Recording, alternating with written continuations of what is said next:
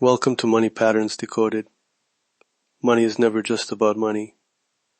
It is a pattern.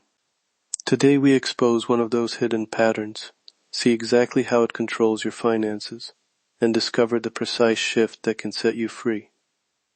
Let's begin. Have you noticed how every ladder step in money, salaries, price tags, fundraising goals, tends to jam at neat, round numerals? People stop at $50,000, at $20, at 1,000 subscribers, as if the number itself had a gate. You've seen it in job offers, product pricing, and even in your own income targets. I call this pattern the round number ceiling. In the next 7 minutes, I'll show you how it operates.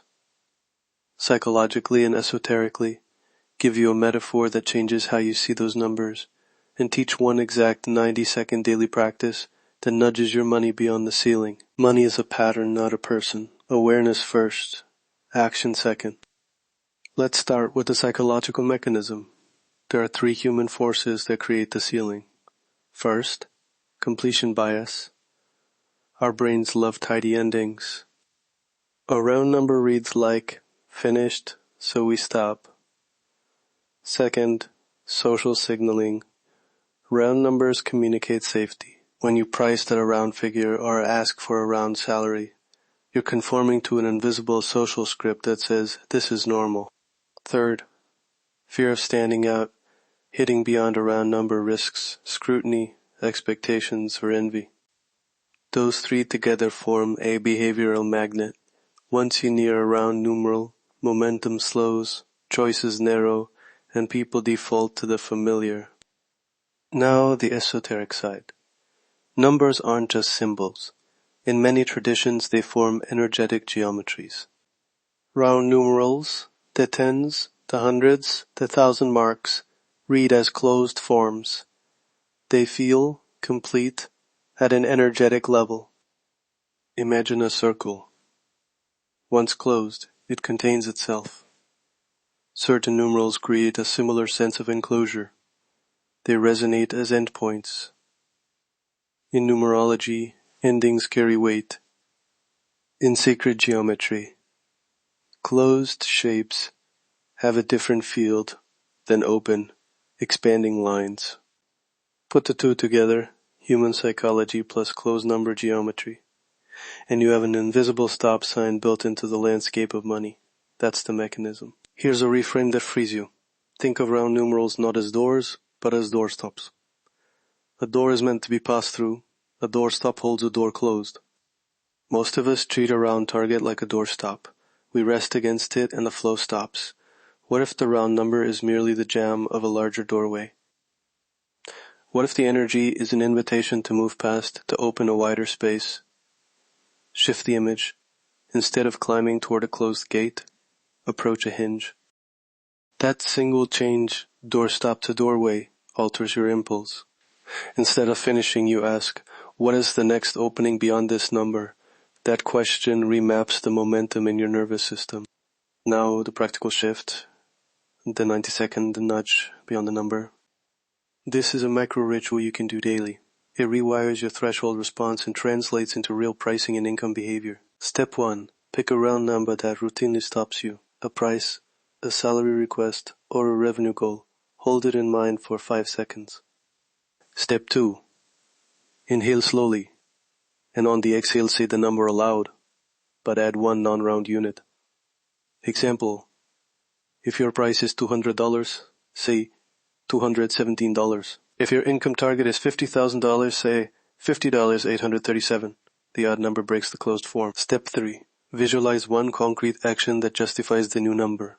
A feature, a conversation, a metric. This anchors the odd number in practicality. Step 4.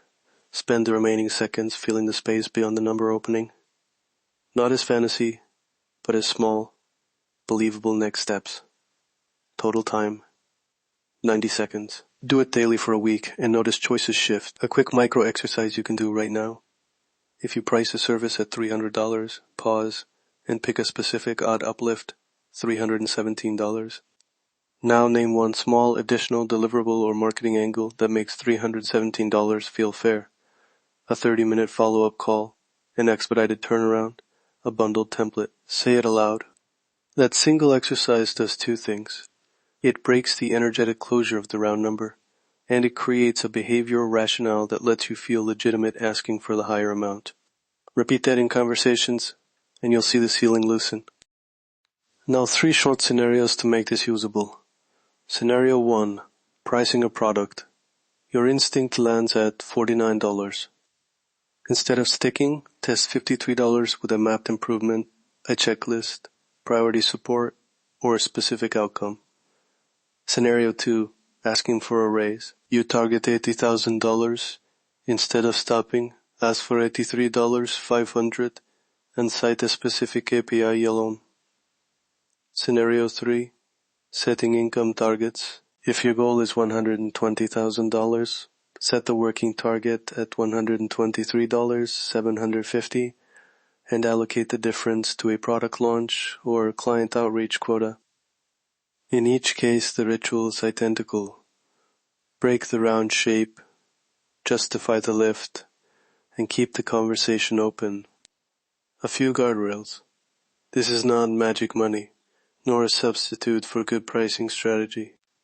Treat numerology and ritual as behavioral levers that complement disciplined work.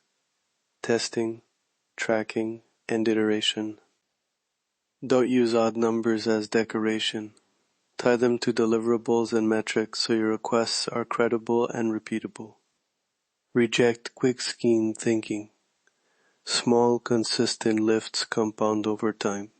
If you want templates, ritual scripts, and deeper numerology work to scale this practice across products and teams, I've curated a library of books and guides that pair the practical with the esoteric rituals, sacred geometry exercises, and price mapping templates you can apply this week. Visit my library at Desmarques.com to explore those resources. One shift changes your financial destiny. That's the promise and the practice. That is the money pattern. That is the mechanism. And that is your shift today. If you're ready to decode the full architecture of your financial life, explore my complete library at Desmarques.com. Money is a pattern. Awareness is the key.